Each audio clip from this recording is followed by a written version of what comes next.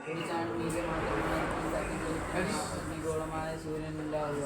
അപ്പോൾ ആ ചൂടിൽ മനുഷ്യർ നിർവഹിക്കും. എന്നാൽ അതിൽ നിന്ന് 7 വിഭാഗം ആളുകൾക്ക് മാത്രമേ അർശിൻ്റെ തണൽ ലഭിക്കുകയുള്ളൂ. അതിൽ നിന്ന് ഒന്നാമത്തെ വിഭാഗമാകുന്നത് പള്ളിയോട് കൂടുതലായി ബന്ധം പുലർത്തുന്നവർക്കാണ്. രണ്ടാമത്തെ വിഭാഗമെന്ന് പറഞ്ഞാൽ ഇരുട്ടറയിൽ അള്ളാഹുവിനെ ഓർത്ത് കരയുന്നവർക്കാണ്. മൂന്നാമത്തെ വിഭാഗമെന്ന് പറഞ്ഞാൽ അള്ളാഹുവിൻ്റെ വജഹിന് വേണ്ടി പരസ്പരം സ്നേഹിച്ചവർക്കാണ്. നാലാമത്തെ വിഭാഗമെന്ന് പറഞ്ഞാൽ നീതിമാനായ ഭരണാധികാരികൾക്കാണ്. അഞ്ചാമത്തെ വിഭാഗമെന്ന് പറഞ്ഞാൽ ഇടത് കൈ അറിയാതെ വലത് കൈ കൊണ്ട് സ്വതക്ക ചെയ്യുന്നവർക്കാണ്.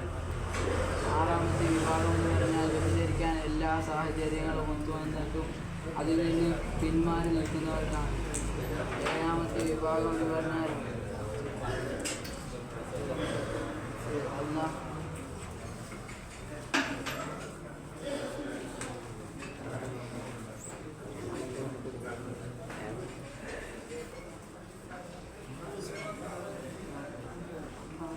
ചെറുപ്പകാലം മുതലേ അള്ളാഹുവിനെ പേടിച്ച് ജീവിച്ചവർക്കാണ്. അള്ളാഹു സുബ്ഹാനഹു വ തആല അർശിൻ്റെ തണൽ ലഭിക്കുന്നവരുടെ കൂട്ടത്തിൽ നമ്മളെ ഉൾപ്പെടുത്തുമാറാവട്ടെ.